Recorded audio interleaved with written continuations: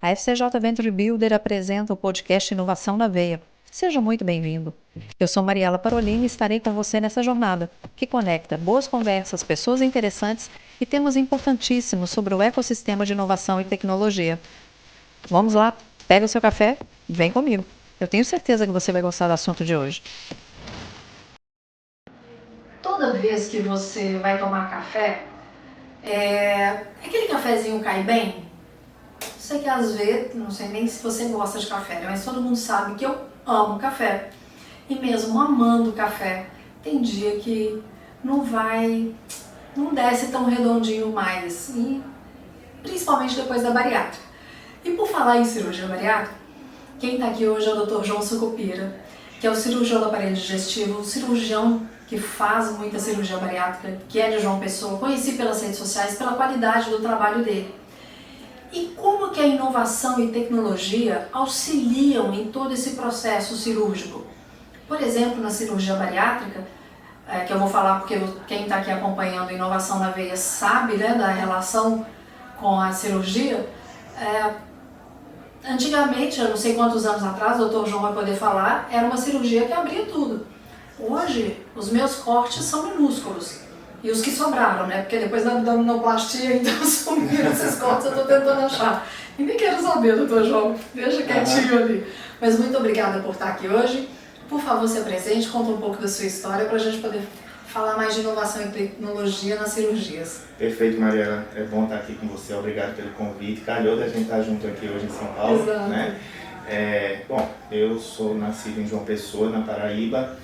Fiz minha graduação em medicina lá, em João Pessoa, na Universidade Federal da Paraíba.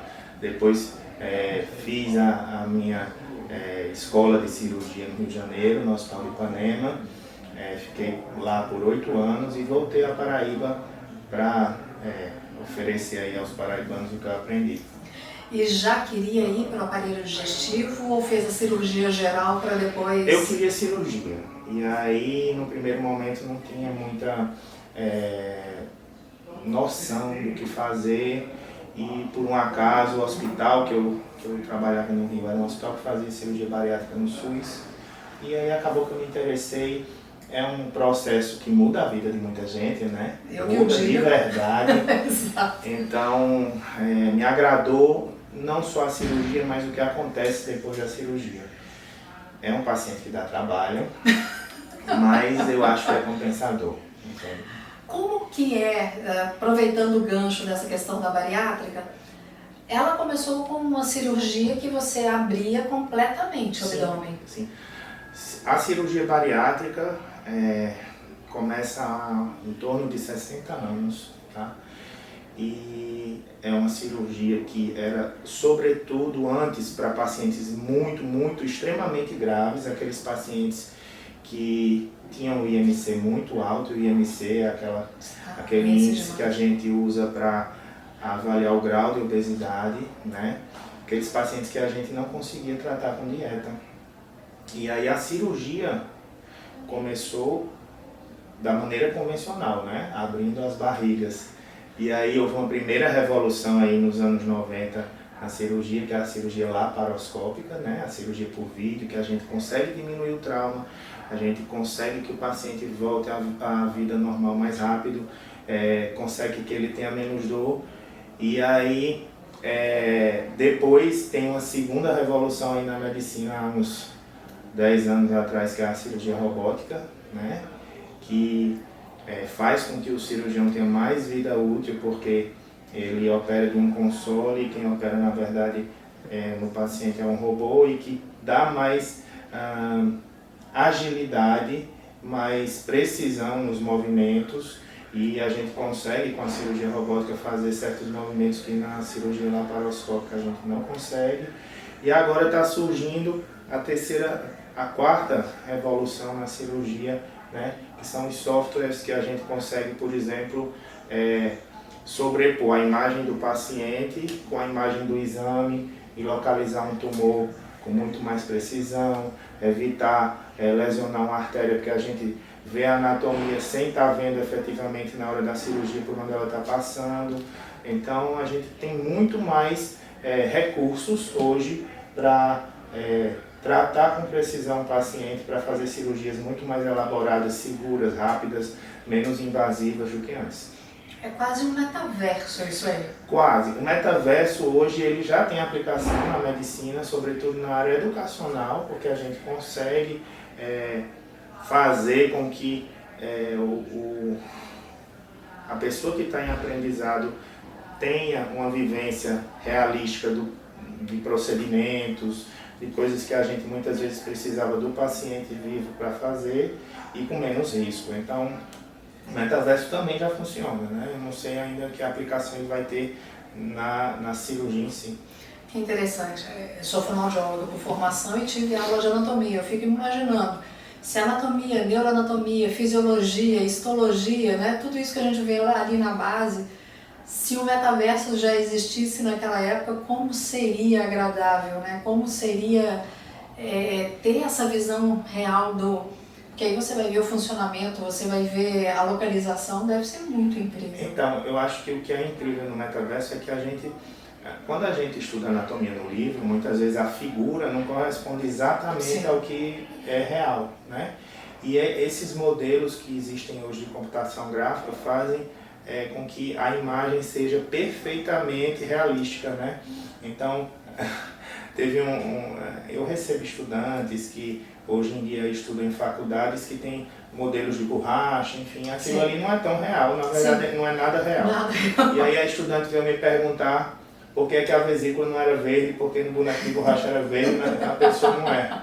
Então, no metaverso a gente consegue fazer com que aquela imagem seja o mais próximo da realidade, então a gente não tem muita distorção aí de aproximação do real. O senhor está falando aí, eu fiquei me imaginando as minhas provas de neuroanatomia. Talvez seria até mais fácil achar, que era aquele alfinetinho, né? Sim. Ai, como era difícil. Essa área, qual que é, o que faz. E hoje, com neuronavegação, a gente consegue ampliar a imagem, sei lá, 60 vezes, e o que era minúsculo, hoje a gente consegue ver com uma precisão muito grande na hora de operar e também na hora de estudar, então é muito mais fácil. Nossa, que incrível. Você perceber que a inovação e tecnologia, a aplicabilidade mesmo, né, com isso e o ganho que a gente vai ter do lado de cá como paciente e vocês como profissionais da área. Eu acho assim que é muito promissor, a gente não tem o alcance que isso vai gerar, tanto o impacto na educação médica e no tratamento dos pacientes. Porém tem um viés. Como fazer essa medicina, que não é barata, chegar a todo mundo? Poxa, é verdade. Porque quando, voltando ao gancho, aqui a gente vai usar a bariátrica só como um gancho, né? Sim. Não é o tema, mas eu acho que fica mais fácil. Perfeito. Até hoje no SUS é aberta, né? Então, em grande parte dos hospitais ainda é aberta, tá? E isso gera uma série de complicações, enfim. Mas a gente já começa a ter de forma tímida a presença de cirurgia laparoscópica no SUS. Pelo menos lá em João Pessoa, onde eu moro, já tem 2 hospitais que fazem cirurgia laparoscópica. Então, pelo SUS. Sim. Agora, eu queria retomar esse ponto, mas a gente vai para o segundo bloco, para que fique mais claro, assim, pelo menos para mim, essa questão da videolaparoscopia e da robótica. Só um instante que a gente já volta.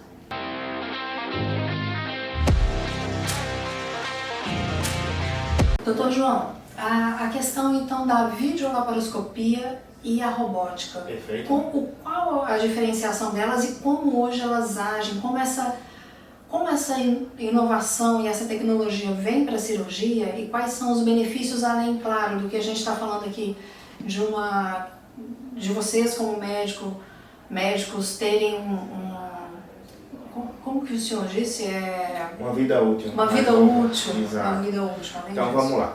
A videolaparoscopia a gente faz da mesma forma que na robótica, portais, que são furos na barriga por onde passam os instrumentos que vão a gente vai usar para operar o paciente. Só que o controle na robótica é de um robô que tem braços que são controlados por um joystick, onde o cirurgião está em um lugar distante, tá? Hoje precisa de um auxiliar que troca esses braços, por exemplo, uma pinça para fazer uma coagulação, um grampeador, então a gente ainda precisa de alguém para trocar os braços que são utilizados no robô. Na cirurgia laparoscópica eu estou operando com instrumentos diretamente no paciente, então sou eu que estou lá operando. Só que esses instrumentos laparoscópicos, eles têm limitações, porque é um instrumento reto, né? Uma pinça reta que ela só tem uma ponta que tem um uso, uma tesoura, uma pinça, enfim. No robô, esses instrumentos eles são articulados lá dentro. Então o braço do robô ele tem articulação e consegue fazer um movimento que eu não conseguiria fazer se eu tivesse com uma pinça laparoscópica. Então os movimentos são mais livres, são mais precisos, certo? A mesma coisa, por exemplo, um cirurgião idoso que tem um certo tremor que a gente consegue com a idade. Esse robô, ele tem um refinamento lá no joystick que esse tremor ele estabiliza e aí isso aí passa desapercebido. Também, como o robô ele é articulado dentro da cavidade abdominal do paciente, então eu não mexo muito nesses portais e o paciente tem menos dor. Porque o movimento é dentro da barriga e não fora quando eu estou fazendo. Ele é mais assertivo. Exatamente. E aí, a rigor, à medida que eu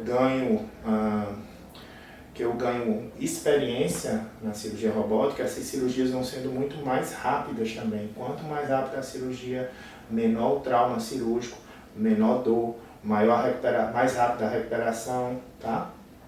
Esses robôs têm algumas limitações hoje ainda, por exemplo, de valor, né? Então, a cirurgia robótica no SUS, no Brasil, praticamente não existe, tá? Mas na formação dos cirurgiões, por exemplo, nos Estados Unidos, já faz parte da formação de todo mundo. Então, um cirurgião no Brasil, para ele começar a operar por via robótica, ele tem que fazer cursos depois da residência, cursos que não tem a ver com a residência médica, tá? Isso ele tem que buscar depois. É uma especialização à parte. Exato. E a outra coisa também importante é que os planos de saúde hoje não cobrem o procedimento robótico. O paciente tem que complementar de forma a poder realizar aquele procedimento. Pela sua percepção, porque o senhor estuda muito, eu vejo pelas suas redes sociais, o seu engajamento, o seu estudo, o seu conhecimento, como que percebe daqui para frente? Como que vai ser esse uso de inovação e tecnologia e o que acha que vem pela frente? Isso vai ser obrigatório. Igual a laparoscopia, que quando chegou, muitos cirurgiões achavam que aquilo não ia vingar, que não ia crescer, e hoje é uma realidade que é o preferível. A robótica também vai acontecer assim. Eu acredito que houve agora a quebra da patente do robô, então vão surgir novos robôs, novas tecnologias e isso vai baratear o custo do robô e isso vai se popularizar. Eu acredito que é uma realidade bem próxima e eu acho que quando a gente conseguir vincular o robô à inteligência artificial, que é isso que eu estava falando de sobrepor exames de imagem, entendeu? Isso a gente vai ter assim uma cirurgia sem limites de delicadeza, de alcance, entendeu? Precisão, mesmo, né? Exatamente. Eu fico imaginando como deve ser bonito também. Eu, particularmente, como fonoaudióloga, cada vez que eu vejo uma laringe, me encanta, né? As pessoas falam, Mariela, que coisa horrorosa, parece outra coisa, né? Não, acha que nem parece uma laringe, mas é lindo o corpo. Outra coisa que eu esqueci de falar, a qualidade da imagem do robô para o cirurgião é muito superior à qualidade da imagem na cirurgia laparoscópica, porque o cirurgião opera dentro de um console, então a visibilidade dele é tridimensional no robô, e na cirurgia laparoscópica, que já mudou muito, porque a visibilidade é muito maior em relação à cirurgia convencional, eu opero por uma tela de TV que aumenta, sei lá, 70 vezes o meu campo visual, só que no robô aquilo é tridimensional, então é muito mais preciso. Nossa, que lindo.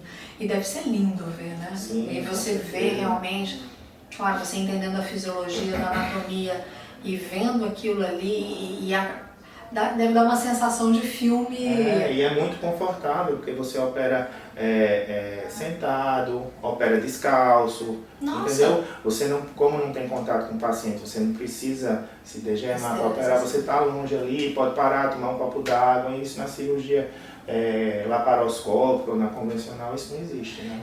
E isso faz uma diferença, né? Porque é o Total. estado físico e emocional de vocês que estão ali. Com certeza. Porque a atenção, porque vocês têm que ter uma assertividade, porque literalmente a vida e a morte nas mãos, né?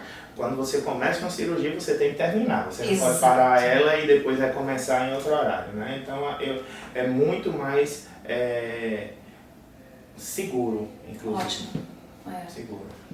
E como que está hoje esse uso com a inteligência artificial, essa sobreposição?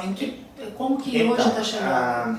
Veja bem, para a cirurgia abdominal, isso ainda não está sendo aplicado, porque como a cavidade abdominal, a maioria dos órgãos são muito móveis, né, as alças intestinais, estômago, então muitas vezes quando eu sobreponho as imagens, não fica uma coisa perfeita. 100%. Exato. Mas para a cirurgia cerebral, para a cirurgia da próstata, para órgãos que estão fixos, que a anatomia não muda com relação à posição do paciente, isso já está começando a ser usado assim, em uma escala bem maior. E qual seria a próxima revolução? Já se fala a esse respeito? Eu acredito que com isso a gente vai conseguir popularizar, por exemplo, um cirurgião operar à distância do paciente. Por exemplo, eu estou aqui em São Paulo e eu opero um paciente na Paraíba porque eu consigo operar o robô daqui lá. Mas isso eu preciso, por exemplo, de uma conectividade de internet muito alta, entendeu? Porque isso aí vai ser através de internet, né? Gente, eu nunca tinha imaginado isso. Eu sempre pensei na questão da presença física ali. Então isso vai fazer com que não haja limites. Exato, eu posso operar pacientes em qualquer lugar, desde que tenha aquele robô com aquela configuração para isso. Isso já foi feito, inclusive, no mundo. Um doutor em Nova York operou um paciente na França, isso já tem bastante tempo. Só que para que isso se torne uma coisa corriqueira, isso leva tempo, tem várias variáveis, sim, né? Sim. Mas o que já tem tempo para a medicina é uma coisa, às vezes, muito recente, exato. Né? Esse já tem tempo, o quê? 5 anos? Não, tem uns 15, 20 anos. Poxa, então tem bastante tempo mesmo. Tem bastante tempo. Olha. E para exames? O que vem de tecnologia e inovação para exames que isso venha a favorecer diagnósticos? Então, dizem que a primeira especialidade médica a desaparecer vai ser a radiologia, porque os softwares hoje eles conseguem ler exames com muita precisão, eles acumulam na base de dados deles aqueles diagnósticos, e hoje tem software que dá diagnóstico melhor do que médico. Então, quando você faz uma tomografia, aquele software lê a tomografia e já dá o diagnóstico das lesões todas que o paciente tem, das doenças, enfim. Então, isso já é uma coisa real, uma coisa que em países como os Estados Unidos, na China, isso já é feito, tá? E acredito que isso vai ser uma realidade. Infelizmente, os médicos vão deixar de ser necessários para esse tipo de atividade, mas por outro lado isso vai baratear aí exames médicos, porque tudo vai ser feito por uma inteligência artificial.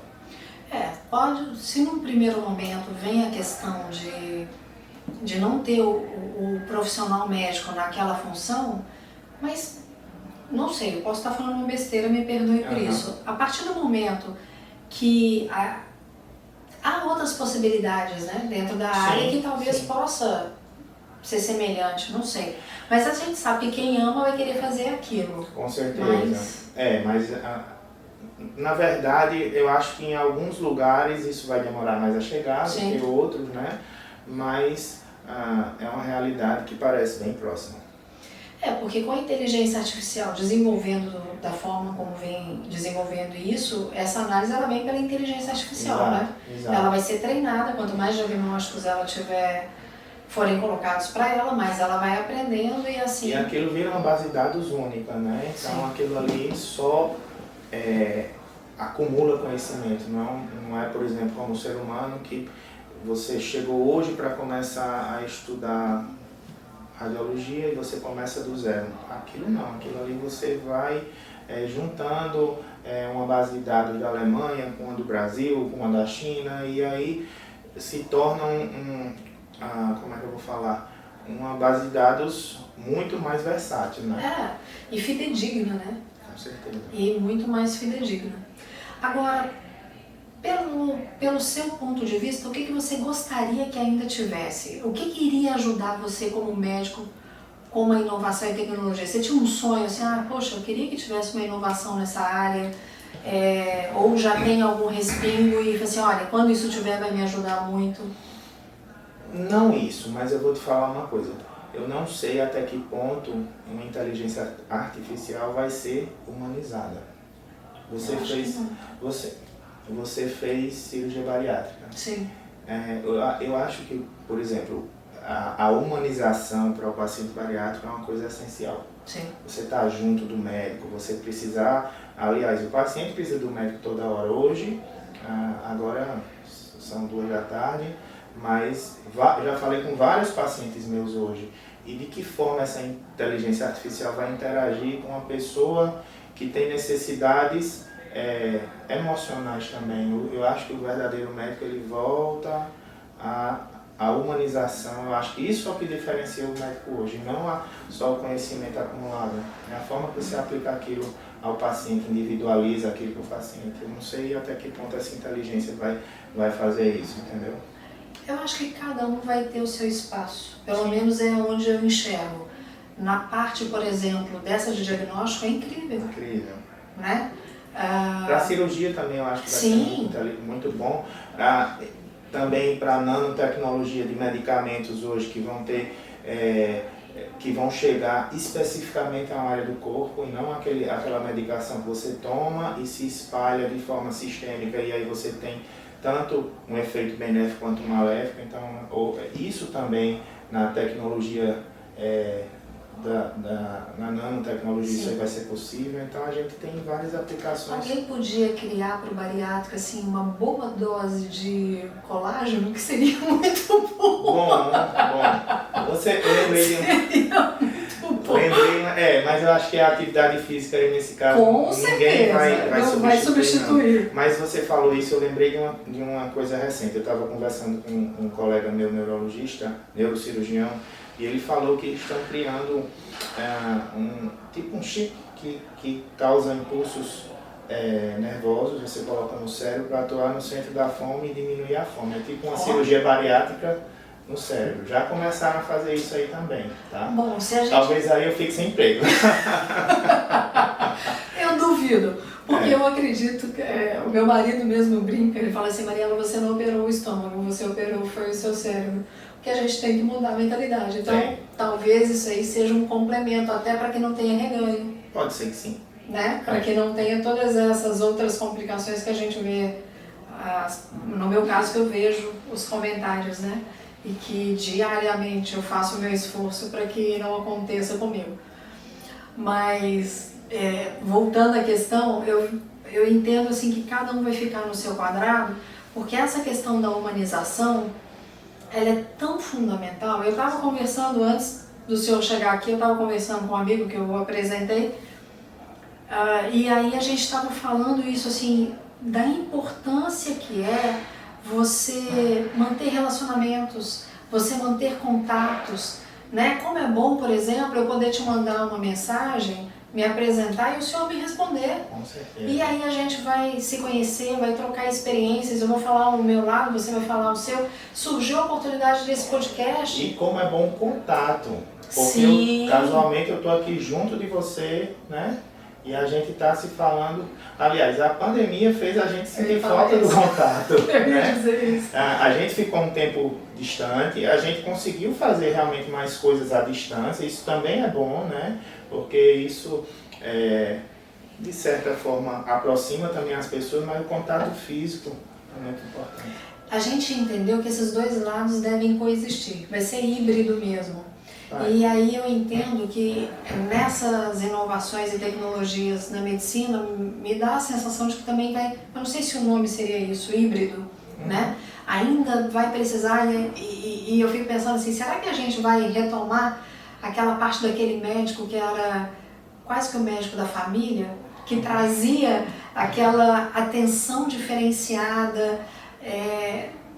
Ainda tem, né, no SUS o médico, como que chama? Nos PSFs, né? Mas assim, o tema é esse, médico da família. Né? Mas eu fico pensando assim, esse diferencial que ele vai ter, que tinha antes, e a inteligência artificial vai aprimorando, vai fazendo um outro trabalho e ele vai poder, me perdoe assim, mas eu vou usar muito entre aspas, tá?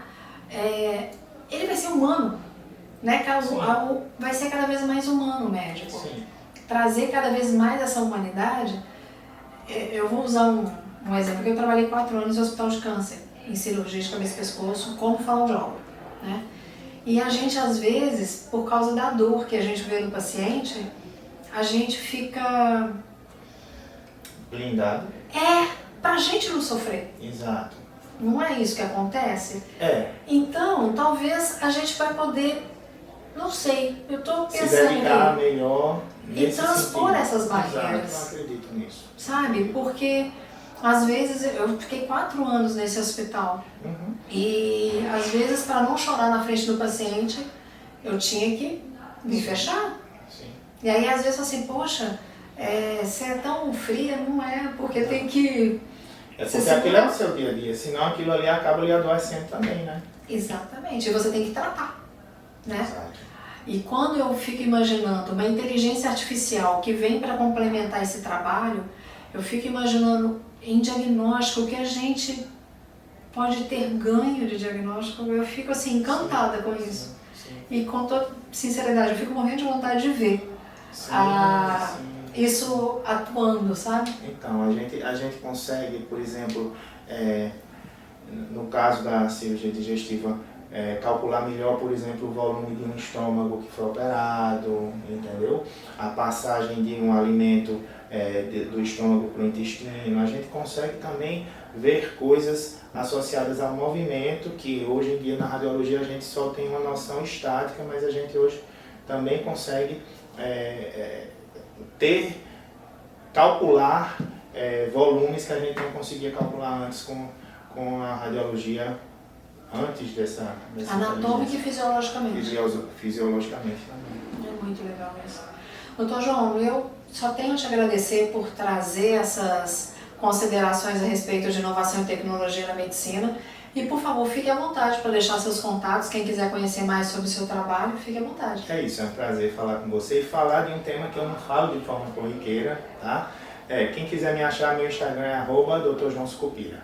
É esse meu recado. Ai, que ótimo. E para você que está aqui acompanhando Inovação na Veia, mais uma vez, meu muito obrigada. Lembra de seguir @podcast.inovação na veia, @café com Mariela Parolini.